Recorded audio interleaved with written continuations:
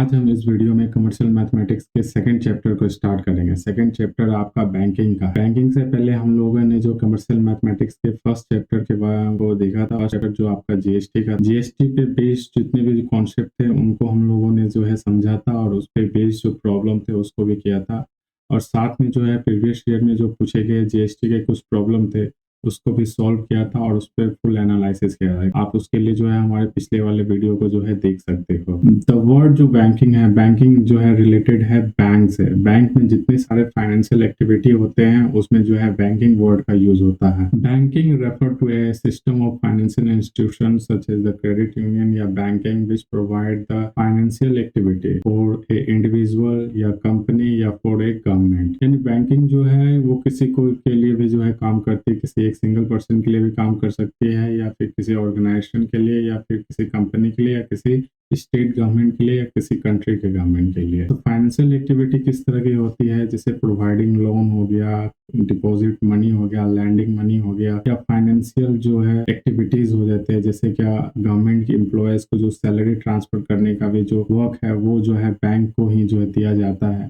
तो इस तरह के जो फाइनेंशियल एक्टिविटी होते हैं वो बैंकिंग के अंदर ही आते हैं। जनरली जो बैंक होता है, कई तरह के बैंक होते हैं। कुछ सेंट्रल का बैंक होता है, जो कुछ प्राइवेट बैंक भी होता है, कुछ पब्लिक सेक्टर बैंक भी होता है और कुछ जो है रीजनल रूरल बैंक भी होते हैं। रीजनल रूरल बैंक में ज़्यादातर ग्रामीण बैंकें आती हैं। पब्लिक सेक्टर बैंक में बात करें तो एसबीआई हो गया, केनरा बैंक हो गया, और सारे जो बैंक हैं वो पब्लिक सेक्टर बैंक आते हैं। और प्राइवेट बैंक में आपका एचडीएफसी हो गया, आईसीआईसी हो गया या फिर आईडीबीआई हो गया। ये सारे बैंक क्या है, ये सारे प्राइवेट सेक्टर यानी प्राइवेट बैंक हैं। और फिर आपका जो सेंट्रल बैंक है, आपको पता है सेंट्रल बैंक जो हमारे कंट्री में केवल एक ही है और वो है आरबीआई। और जितने भी सारे जो बैंक या किसी तरह के फाइनेंशियल इंस्टीट्यूशन है, जैसे कि स्मॉल फाइनेंस बैंक भी जो है वो आरबीआई के एफिलिएशन के बाद ही जो है अपने कंट्री में फाइनेंशियल एक्टिविटीज जो करती है, अदरवाइज वो नहीं करती है। बैंकों के द्वारा जो है जनरली जो है कुछ अकाउंट को ओपन किया जाता है, जिससे क्या कस्टमर के जो है जो मनी है या पैसे हैं उनको डिपॉजिट किया जाता है। ये जो है पैसे जो है मेनली जो है 3 से या 4 अकाउंट में जो है डिपॉजिट किया जाता है। पहला जो अकाउंट आपका होगा वो सेविंग अकाउंट। सेविंग अकाउंट में जो है वो पैसे जमा करने का जो है वो कोई टाइम लिमिट नहीं होता है। जब मन चाहे आप जो है पैसे जमा कर सकते हो और जब मन चाहे आप पैसे निकाल सकते हो। It's depending totally on you. RD account जिसे रिकरिंग डिपॉजिट अकाउंट कहते हैं, ये जो है आम जनों के लिए होता है। आम जनों का मतलब हो गया जो पर्सन जिनका जो है एनुअल इनकम या फिर मंथली इनकम कम है और उनके द्वारा अगर कुछ 100 रुपये 200 रुपये का जो है मंथली सेविंग किया जाता है, तो वो मंथली जो है सेविंग के हिसाब से जो है अपना ये अकाउंट ओपन करवा सकते हैं, जिसमें वो सर्टन सम ऑफ मनी को जो है कुछ पीरियड के लिए, जैसे 2 साल 3 साल या 3 साल के जो है वो अपने पैसे को सुरक्षित कर सकते हैं। और उनको जो ये सेविंग अकाउंट में जितना इंटरेस्ट मिलता है उससे जो है दोगुना, लगभग दोगुना जो है इंटरेस्ट इस पे जो है आरडी अकाउंट पे मिलता है। बेनिफिट क्या है, ये जो है गरीब से गरीब पर्सनों के लिए जो है आरडी अकाउंट है और इसमें जो है आप 100 रुपये से लेकर के जो है लाख रुपए तक के जो है मंथली जो है डिपॉजिट कर सकते हो। और ये जो है 2 से 3 साल के लिए होता है, ऐसा नहीं कि 10 से 12 साल के लिए ही आप करो। 2 साल या 3 साल या फिर 15 महीने 16 महीने के लिए भी आप। मेरे द्वारा दिया गया ये एग्जांपल से आपको समझ में आ गया होगा कि आरडी अकाउंट क्या होता है, किस तरह से होता है और किस तरह से फंक्शन करती है और किसके लिए फंक्शन। चलिए अब स्टार्ट करते हैं आरडी अकाउंट। आरडी अकाउंट में जो मैं आपको बताया कि कुछ पैसे को जमा करते हैं, उसके बाद जो है उसमें कुछ इंटरेस्ट मिलता है। आरडी अकाउंट में जो इंटरेस्ट जो कैलकुलेट किया जाता है उसे एक फॉर्मूला से कैलकुलेट किया जाता है। बैंकिंग जो हमारा जो ये चैप्टर है, इस पे जितने भी जो एक्सरसाइज है, हम लोग जो यहाँ बुक फॉलो करेंगे वो आर के बंसल का बुक है और इसी से सारा एक्सरसाइज करेंगे। जो हमारा जो एक्सरसाइज होगा इस चैप्टर का 2A एंड 2B, ये जो है ये दोनों एक्सरसाइज जो है इसी जो फॉर्मूला पे बेस्ड होगा। बाकी किसी तरह का जो है कोई डिफरेंट टेक्निक या कोई डिफरेंट कॉन्सेप्ट का यूज नहीं किया गया है। सेम फॉर्मूला पे ही जो है ये दोनों एक्सरसाइज के प्रॉब्लम बेस्ड है। तो देखते हैं उन दोनों फॉर्मूला क्या है और उन दोनों फार्मूला के बाद जो हम स्टार्ट करते हैं। ये जो हमारा जो है ये इंपॉर्टेंट फार्मूला है आपका, जिससे हम जो है मैच्योरिटी वैल्यू को कैलकुलेट करते हैं। अब मैच्योरिटी वैल्यू होता क्या है, एक सर्टन सम ऑफ मनी को अगर आरडी अकाउंट में आप डिपॉजिट करते हो कुछ सर्टन पीरियड के लिए, जैसे मान लो कि आप 15 मंथ के लिए जो है उसको डिपॉजिट करते हो, क्योंकि आरडी अकाउंट जो है मेनली जो है मंथ में डिपॉजिट किया जाता है। तो आरडी अकाउंट को अगर जैसे 15 मंथ के लिए आप जो है जो डिपॉजिट करते हो, तो 15 मंथ के बाद आपका क्या होता है, जो अमाउंट आपने डिपॉजिट किया उसमें कुछ इंटरेस्ट लगा करके जो है आपका जो है एक अमाउंट मिलता है उस अमाउंट को क्या कहते हैं, मैच्योरिटी वैल्यू कहते हैं। ये समझ में आ गया। उसके बाद वो फॉर्मूला क्या है जिससे क्या वो टोटल अमाउंट को जो हम कैलकुलेट करते हैं। सबसे पहले जो है आरडी अकाउंट में जो लगने वाला जो इंटरेस्ट है उस पे जो है एक फॉर्मूला है, वो फॉर्मूला आपका ये है।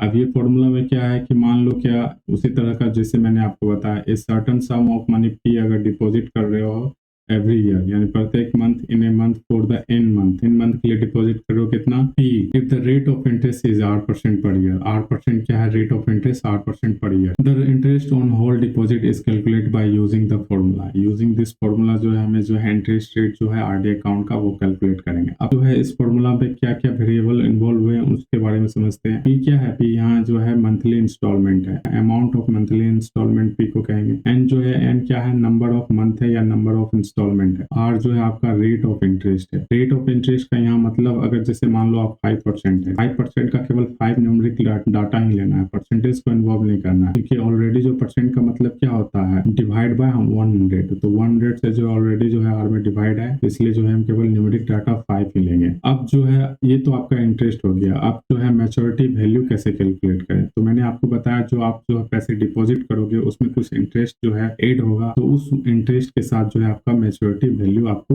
आपके खाते में या आरडी अकाउंट में जो है वो डिपॉजिट होगा। वो फॉर्मूला क्या हो जाएगा, जैसे मान लो आपने जो है 3 इंस्टॉलमेंट में जो है डिपॉजिट किया कितने, एन मंथ में, एन नंबर ऑफ मंथ में, तो आपका टोटल जो है डिपॉजिट क्या हो जाएगा, पी इंटू एन, ये टोटल डिपॉजिट हुआ, और प्लस इंटरेस्ट अगर ऐड कर देंगे तो वो आपको क्या आ जाएगा, मैच्योरिटी वैल्यू। देखो इन्होंने जो है यहाँ पे कर रखा है, और ये इसका जो है फॉर्मूला हो गया मैच्योरिटी वैल्यू, जो कि यहाँ पे जो है इनके द्वारा दिया गया है। ये देखिए ये आपका जो है फाइनल फॉर्मूला है मैच्योरिटी वैल्यू। तो इसी फॉर्मूला पे जो बेस जो है जितने सारे जो हम प्रॉब्लम देखेंगे एक्सरसाइज सेकंड ए और सेकंड बी का, वो सारे जो है इसी फॉर्मूला पे बेस्ड होगा, और इसी फॉर्मूला पे ही जो है सारे सवाल जो होंगे। तो सबसे पहले चलिए स्टार्ट करते हैं और देखते हैं सबसे पहला प्रॉब्लम एक्सरसाइज सेकंड ए का। ये जो एक्सरसाइज है आपका आर के बंसल का या सेलिना कंसाइज मैथमेटिक्स से लिया गया है। सबसे पहला जो सवाल है आपका एक्सरसाइज सेकंड ए का है। सबसे पहला सवाल देखते हैं, Manish open A recurring deposit account, that means the RD account with A bank of Rajasthan.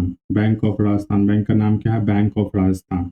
Deposit 600 क्या कर रहा है, डिपॉजिट कर रहा है पर मंथ फॉर 20 मंथ। तो calculate the maturity value of this account if the bank pay interest at the rate of 10% per annum. तो सबसे पहले गिवन डाटा हम लोग यहाँ पे राइट डाउन करते हैं। गिवन डाटा क्या क्या है, पी दिया है, पी क्या है, amount of instalment in each month, तो क्या है 600 रुपीज। उसके बाद फिर क्या दिया हुआ है, एन दिया गया है, एन क्या है, नंबर ऑफ इंस्टॉलमेंट, वो क्या है 20 मंथ। उसके बाद फिर क्या है, उसके बाद जो है रेट ऑफ इंटरेस्ट दिया गया है, रेट ऑफ इंटरेस्ट क्या है 10%। ये सारा जो हमारे पास गिवन डाटा। अब हमारे पास फॉर्मूला क्या होता है, हमें निकालना क्या है, मैच्योरिटी वैल्यू ही निकालना है। ये अमाउंट जो है हमें निकालना है। तो मैच्योरिटी वैल्यू का फॉर्मूला क्या होता है, यहाँ पे देखो आप, ये फॉर्मूला होता है P इंटू आई, P इंटू एन प्लस आई, और जब आई का वैल्यू जब पुट करेंगे ये वाला, तो हमारे पास P इंटू आई और ये फॉर्मूला होगा। तो सबसे पहले पुट करते हैं और कैलकुलेट कर लेते हैं अपना क्या वैल्यू है। तो फॉर्मूला क्या है, एम भी equal to P into N plus P into N plus 1/2 into 12 R by 100। ठीक है, आप सब जो गिवन वैल्यू है, पी का वैल्यू 600 है और एन का वैल्यू 20 है, तो यहाँ पुट करते हैं, उसके बाद जो है सिंप्लीफाई करते हैं। तो एम भी इक्वल टू क्या हो जाएगा, पी 600 और एन क्या है 20 प्लस 600 इंटू फिर क्या है 20 और 20 प्लस 1/2 इंटू 12, और फिर उसके बाद इंटू आर, आर क्या है आपका 10 ही लेना है, परसेंट को नहीं लेना है, तो 10/100। चलिए ठीक है, अब इसको सिंप्लीफाई करते हैं, तो आपका हो जाएगा 12,000 हो जाएगा, सॉरी 12,000 प्लस आप फिर उसके बाद इसको सिंप्लीफाई करते हैं। तो इसको सिंप्लीफाई करने के लिए क्या करते हैं, सबसे पहले जो है 2 से जो है डिवाइड कर देते हैं 10, तो ये 10 और ये 10, ये 100 को कैंसिल कर दिया, तो अपने पास ऊपर कितना आ गया 600 इंटू 21/12। अब क्या करते हैं 3 से डिवाइड कर देते हैं, 3 4 जा 12 और 3 7 जा 21। ठीक है, ये कैंसिल हो गया। अब 4 से जो है डिवाइड करते हैं 600, ये 150 टाइम्स जो है वो जाएगा। ठीक है, तो अपने पास फिर एमबी का वैल्यू क्या आ जाएगा, एमबी हो जाएगा 12,000 प्लस 150 इंटू 7, वो ये हो जाएगा 135 और 0 1350 रुपीज। ठीक है, ये हो जाएगा जाएगा, आप इसको जो है ऐड करते हैं इसके साथ। जब हम इसे ऐड करेंगे तो अपने पास जो है मैच्योरिटी वैल्यू क्या आ जाएगा, वो आ जाएगा 13,350 रुपीज। तो जब इन्होंने 600 का जो है मंथली इंस्टॉलमेंट पे किया, कितने मंथ के लिए, 20 मंथ के लिए, तो इनके पास जो मैच्योरिटी वैल्यू आ गया 13,350 रुपीज। ये इनका क्या हो गया, आंसर हो गया या मैच्योरिटी वैल्यू हो गया। अब मूव करते हैं सेकंड क्वेश्चन। सेकंड क्वेश्चन जो है सिमिलर जो है आपका फर्स्ट नंबर के क्वेश्चन पे है, लेकिन सेकंड क्वेश्चन में जो है नंबर ऑफ ईयर जो है वो ईयर में दिया गया है, ना कि मंथ में। चलिए उसको देखते हैं। ये रहा आपका सेकंड क्वेश्चन। सेकंड क्वेश्चन क्या है, मिस्टर मैथ्यू ओपन ए आरडी अकाउंट, आरडी यानी recurring deposit account in a certain bank and deposit 640 rupees per month 4:1 by half year. Find the maturity value of this account if the bank pays interest at the rate of 12% per year. तो यहाँ पे जो है हमारे पास क्या दिया गया है, P का वैल्यू दिया गया है, यानी अमाउंट ऑफ ईच इंस्टॉलमेंट क्या है 640 है। उसके बाद क्या है 8, यानी रेट ऑफ इंटरेस्ट क्या है 12%। उसके बाद N क्या है, N दिया गया है 4:1/2 पर ईयर नहीं है, ईयर है। तो इसको जो है मंथली इंस्टॉलमेंट हमें क्या है N निकालना है। N किस में निकालना है, लेकिन यहाँ दिया गया है ईयर में, लेकिन हमें क्या निकालना है मंथ। तो मंथ के लिए क्या करेंगे, आपको पता है 1 ईयर इक्वल टू क्या होता है, 1 ईयर इक्वल टू होता है 12 मंथ। ठीक है, तो यहाँ 4 ईयर है, 4 ईयर में क्या करेंगे 12 into 4 हो जाएगा। N का वैल्यू क्या आ जाएगा 4 into 12, और हाफ ईयर में कितने मंथ हो जाएंगे, हाफ ईयर में 6 मंथ हो जाएंगे। तो ये आपका हो जाएगा N इक्वल टू 4 into 12 क्या हो जाएगा 48 और प्लस 6। तो N का वैल्यू हो जाएगा 54। तो N का वैल्यू 54 हो जाएगा। उसके बाद ये वैल्यू इसमें पुट करेंगे, P का भी वैल्यू यहाँ पुट करेंगे। उसके बाद R का वैल्यू जो है क्या है 12%, 12 जो है ये पुट करके जो है MB का वैल्यू क्या करेंगे कैलकुलेट कर लेंगे। यहाँ पे जो है जितने सारे प्रॉब्लम दिया गया है, सारे क्वेश्चन जो है आपस में सेम ही पैटर्न के हैं। हल्का सा कुछ डिफरेंस है, केवल जो वेरिएबल डाटा है वो जो है मिसिंग रहता है, और उसी वेरिएबल डाटा को समझ करके हमें क्या करना है कैलकुलेट करना है। अब चलिए मूव करते हैं थर्ड नंबर के क्वेश्चन को जो हम लोग देखते हैं और इसे पढ़ते हैं। Each of A and B open the RD account in a bank if A deposit 1200 per month, 1200 per month है for 3 years, and B deposit 1500 per month for 2.5 year. Find a maturity who will get more amount and by how much. The rate of interest paid by the each bank is 10%. देखो ये भी question जो है आपका similar first और second की तरह ही है, क्योंकि इसमें लेकिन क्या करना है, इसमें सबसे पहले जो है मैच्योरिटी वैल्यू जो है MB किसके लिए कैलकुलेट करना है, MB4 A के लिए करना है और MB4 B के लिए करना है। जो A के लिए क्या डाटा हो जाएगा, A के लिए जो इसका डाटा हो जाएगा P क्या हो गया, इंस्टॉलमेंट अमाउंट क्या है 1200 क्या है, इसके लिए P हो जाएगा। N क्या हो जाएगा, N का वैल्यू इनमें जो है 3 ईयर दिया गया है। तो मैं आपको बता चुका हूँ कि N का वैल्यू जो है मंथ में होता है। तो मंथ क्या हो जाएगा 1 ईयर में 12 मंथ, तो 3 ईयर में हो जाएगा 36 मंथ, 3 into 12 36 मंथ। ठीक है, N का वैल्यू 36 आ गया। फिर उसके बाद R का वैल्यू क्या आ जाएगा 10%। सेम जो है इसको जो है वही मैच्योरिटी वैल्यू का जो फॉर्मूला है उसमें पुट करना है और वैल्यू निकाल लेना है। फिर उसके बाद B के लिए क्या डाटा हो जाएगा, B के लिए डाटा हो जाएगा P का क्या वैल्यू हो जाएगा, P जो है अमाउंट ऑफ इंस्टॉलमेंट क्या है, अमाउंट ऑफ इंस्टॉलमेंट आपका 1500 है। उसके बाद N क्या है, यानी नंबर ऑफ मंथ या नंबर ऑफ इंस्टॉलमेंट क्या है, नंबर ऑफ इंस्टॉलमेंट इसमें दिया गया है 2.5 ईयर। 2 मंथ का क्या है, 2 ईयर का क्या हो जाएगा, कितने मंथ हो जाएंगे 24.5 का 6, तो 24 प्लस 6 क्या हो जाएगा 30। तो N का वैल्यू 30 हो जाएगा और R का वैल्यू जो है 10 हो जाएगा। इस वैल्यू को भी मैच्योरिटी फॉर्मूला जो है उस पे जो है पुट करना है। उसके बाद जो है हमें कैलकुलेट कर लेना है कि मैच्योरिटी वैल्यू क्या है। उसके बाद अगर हम देखेंगे अगर B का अगर वैल्यू ज्यादा है as a compare to A, तो उन दोनों का डिफरेंस निकाल लेंगे, या फिर A का वैल्यू ज्यादा होगा B, तो उनका जो है डिफरेंस निकाल लेंगे, और वो डिफरेंस क्या हो जाएगा, वो एक दूसरे के कितना ज्यादा है वो जो है वो वैल्यू होगा। तो यहाँ से हम वो कैलकुलेट कर लेंगे। तो ये आपका थर्ड नंबर क्वेश्चन। सारा क्वेश्चन जो है आपका सिमिलर ही है, मैं बार बार बता रहा हूँ ये चीज को, सिमिलर क्वेश्चन है। और सिमिलर क्वेश्चन को आपको भी पता है क्या कैसे करते हैं, सीधा सारा फॉर्मूला जो है put the value get the result पे ही है। तो सारा जो है प्रॉब्लम उसी तरह से होगा। बुक के जो है जो सेकंड ए के एक्सरसाइज को देखेंगे तो फोर्थ और फिफ्थ का जो प्रॉब्लम आपका क्या है सेम ही है, सेम ही पैटर्न पे बेस्ड। तो इनमें से कोई एक प्रॉब्लम हम लोग करेंगे और वो हम लोग प्रॉब्लम 4 कर रहे हैं। तो 4 का जो पैटर्न है सॉल्व करने का सेम पैटर्न क्या है 5 का भी है, केवल डाटा डिफरेंस। सारा प्रॉब्लम जो है put the value get the result पे ही बेस्ड है। तो फॉर्मूला पे पुट करो आपका, उसके बाद रिजल्ट नहीं आ जाएगा। तो क्वेश्चन क्या है, fourth, Ashish deposit a certain some of money in every month in RD account for a period of 12 month. यहाँ पे N का वैल्यू क्या दिया गया है, N का वैल्यू 12 दिया गया है। If the bank pays interest rate is 11%, R का वैल्यू क्या है 11% दिया गया है। And Ashish get 12,715 rupees as the maturity value of this account. यहाँ पे MB क्या दिया गया है, मैच्योरिटी वैल्यू दिया गया है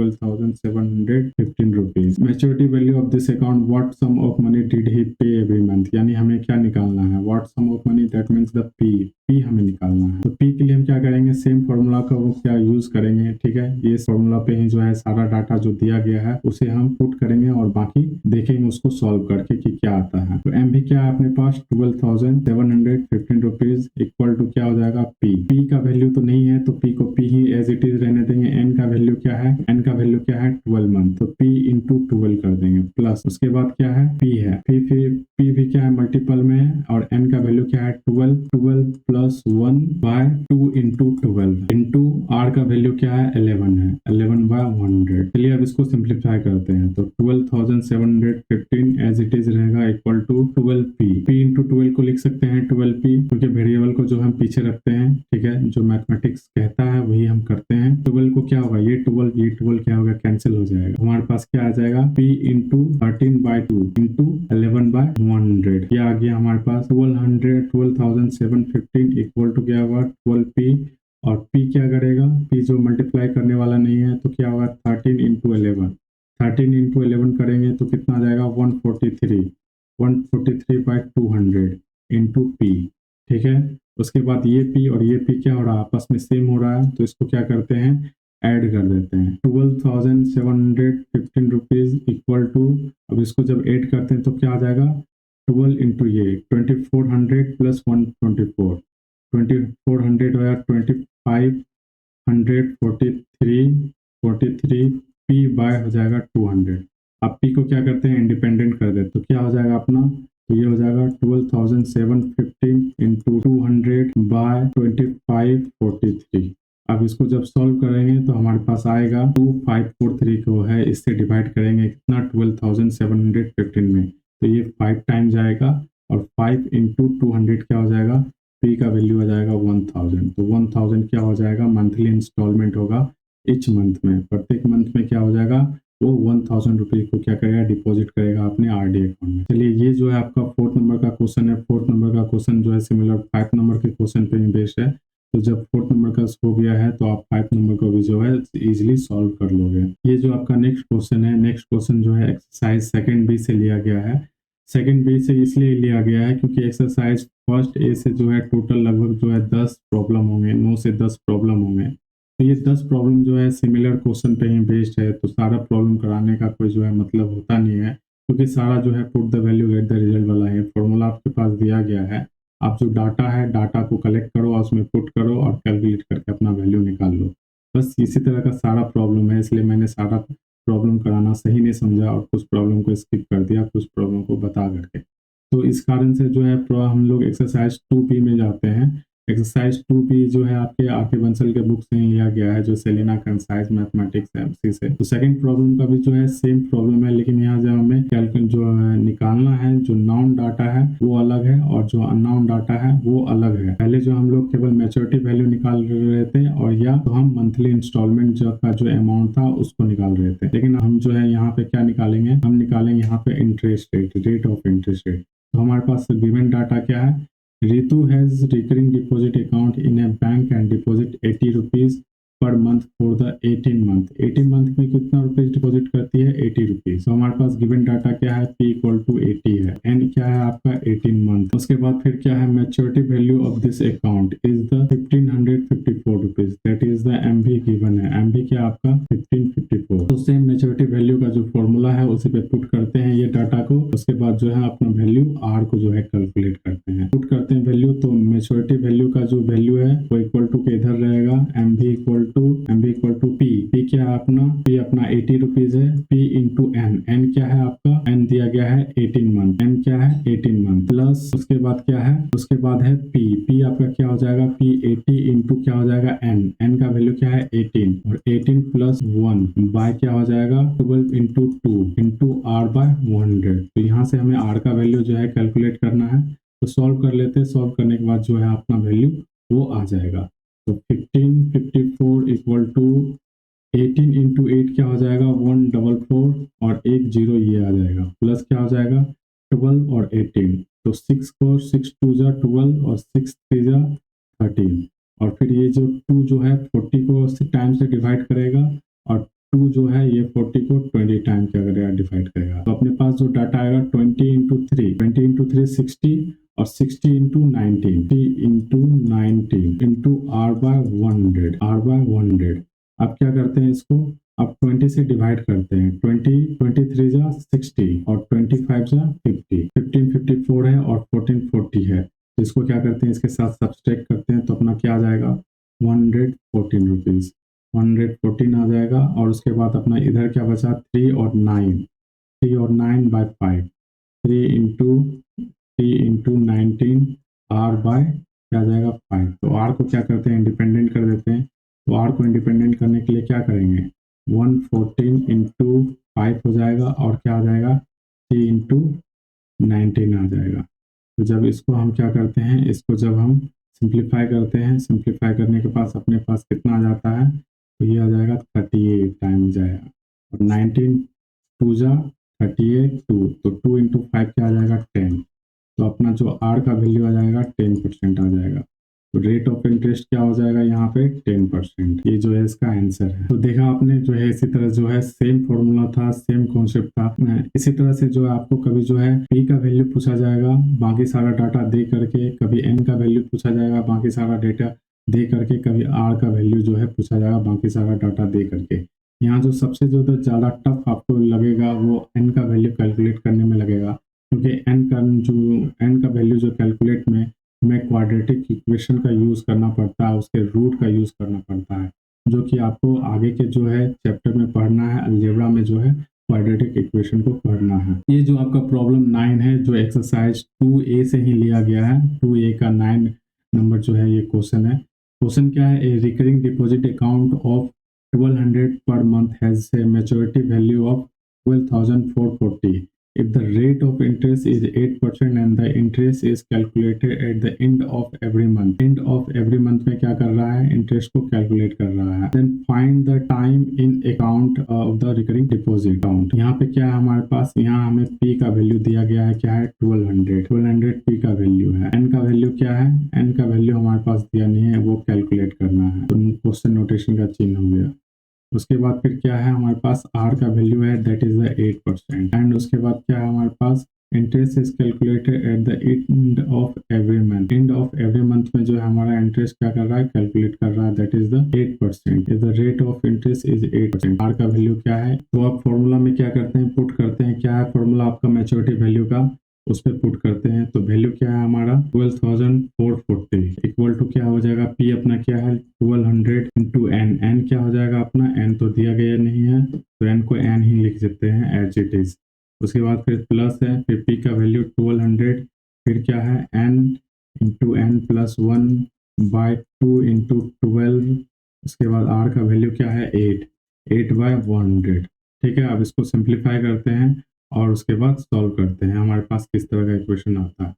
तो 12,440 equal to 1200 N plus 2 into 12 से ये 12 कैंसिल हो गया, इसका 100 इसका 100 के साथ क्या हो गया, कैंसिल हो गया। फिर 2 क्या हो गया, 2 क्या डिवाइड किया 8 को, कितना टाइम में 4 टाइम में, तो ये आ गया 4N N प्लस 1। अब इसको क्या करते हैं, फर्दर सिंप्लीफाई करते हैं। 12,440 equal to 1200 N plus 4N into N, क्या आ जाएगा 4N स्क्वायर हो जाएगा, प्लस 4N इंटू 1 क्या हो जाएगा 4N हो जाएगा। तो अपने पास फिर इसको सिंप्लीफाई करते हैं फर्दर, तो अपना क्या आ जाता है 4N स्क्वायर प्लस 1204N, फिर माइनस क्या करते हैं, माइनस 12,440 रुपीज़ इक्वल टू 0। ये कैसे आ गया, समझ में आ गया कि जो 1200 है सारा को क्या किए, ये भी डाटा को हम इधर जो है ला दिए और उसके बाद इसका जो साइन था पॉजिटिव ये हो गया माइनस। तो 0 इक्वल टू जो दिस इक्वेशन लिख सकते हैं, तो दिस इक्वेशन इक्वल टू 0 भी लिख सकते हैं। ठीक है, यहाँ तक समझ में आ गया। अब इसको फर्दर भी आप सिंप्लीफाई कर सकते हो, आपने जो है इक्वेशन को और सिंप्लीफाई करने के लिए आप क्या कर सकते हो, आप देखो 4 कॉमन ले सकते हो। अगर 4 जो है इसका भी मल्टीपल है, इसका भी मल्टीपल है, तो आप 4 जो है कॉमन ले सकते हो। तो 4 जब हम कॉमन लेते हैं तो इसमें क्या करना पड़ेगा, इसको भी डिवाइड करना पड़ेगा, तो क्या हो जाएगा N स्क्वायर। 4 कॉमन लेंगे तो N स्क्वायर प्लस ये क्या हो जाएगा 301N माइनस क्या हो जाएगा 3110 इक्वल टू क्या आ जाएगा 0। अब 4 को क्या किए इक्वल टू के इधर अगर भेजेंगे तो क्या होगा, 0 को डिवाइड करेगा, 0 divided by any number that is equal to the 0। तो हमारे पास इक्वेशन क्या आ जाएगा, N square plus 301 N minus 31111। ये हमारे पास इक्वेशन आ जाता है। यहाँ पे जो हमारे पास जो पावर है, हाईएस्ट पावर है, वो 2 है। इस तरह के इक्वेशन को कहा गया है polynomial equation of second degree, जिसे हम क्वाड्रेटिक इक्वेशन भी कहते हैं। इस तरह के इक्वेशन को सॉल्व करने का जो है 2-3 मेथड है। क्लास में जो है, क्लास 10th में जो है, इसे सॉल्व करने के 2 से 3 मेथड पढ़ेंगे। पहला जो मेथड होगा वो आपका आ जाएगा फैक्टराइजिंग मेथड। फैक्टराइजिंग मेथड में क्या करते हैं, ये जो लीडिंग कोफिशिएंट है और जो है लास्ट के जो कोफिशिएंट है, इन दोनों को मल्टीप्लाई करते हैं और उसको आपस में इस तरह से ब्रेक करते हैं कि ये जो हमारे पास डाटा आ जाए। लेकिन जो हम लोग यहाँ पे उस चीज़ को नहीं करेंगे, क्योंकि हम लोगों को जो है एक अलग से जो है पढ़ना है, किसमें, क्वाड्रेटिक इक्वेशन में। एक दूसरा क्या होता है, ये फॉर्मूला होता है। ये जो फॉर्मूला आप देख रहे हो, ये क्या है, ये भी क्वाड्रेटिक इक्वेशन है।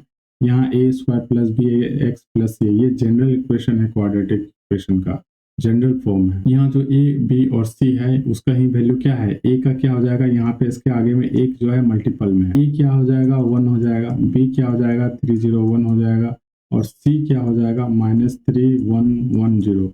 माइनस कैसे आ गया, ये प्लस में है और ये माइनस में है, तो ये वैल्यू है। इस वैल्यू को क्या करेंगे, इस वैल्यू में पुट करेंगे और यहाँ से जो है जो पॉजिटिव जो डाटा आएगा, न्यूमेरिकल वैल्यू, उसको लेंगे, क्योंकि हमारा जो n का वैल्यू है वो कभी भी नेगेटिव डाटा में नहीं आएगा, वो हमेशा क्या आएगा, पॉजिटिव में आएगा। चलिए पुट करके भी देख लेते हैं कि क्या हमारा जो वैल्यू आता है। x इक्वल टू क्या करेंगे, पुट करते हैं तो माइनस है, माइनस का साइन एज इट इज रहने देते हैं, 301 प्लस माइनस है। प्लस माइनस देख करके आपको घबराना नहीं है। एक प्लस के साथ जब हम इसको सॉल्व करेंगे तो एक प्लस के साथ सॉल्व करेंगे, एक माइनस के साथ सॉल्व करेंगे।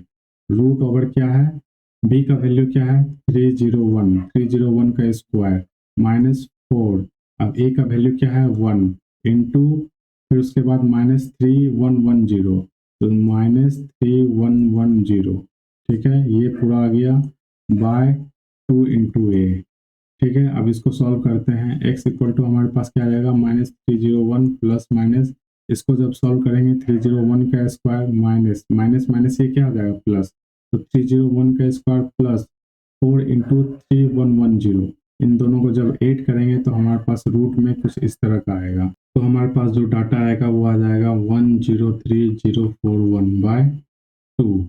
जब इसको फर्दर सिंप्लीफाई करेंगे तो रूट ओवर 103041 का क्या आ जाएगा रूट, जब आप इसको कैलकुलेट करोगे तो आएगा आपका -1301 प्लस माइनस, और रूट का जो ये वैल्यू आ जाएगा, ये आ जाएगा 321/2।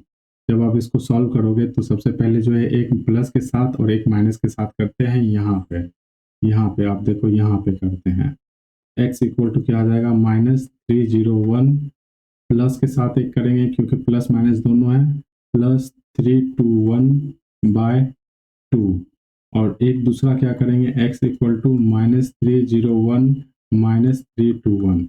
तो जब हम इस वाले को वैल्यू को देख रहे हैं तो यहाँ क्या आ रहा है, माइनस माइनस ही आ रहा है, तो ये हमेशा जो है माइनस में रिजल्ट देगा, और हमारा जो है x का वैल्यू जो है वो, सॉरी, n का वैल्यू होना चाहिए, n का वैल्यू जो है कभी भी जो है माइनस में, नेगेटिव में नहीं आके पॉजिटिव में आएगा।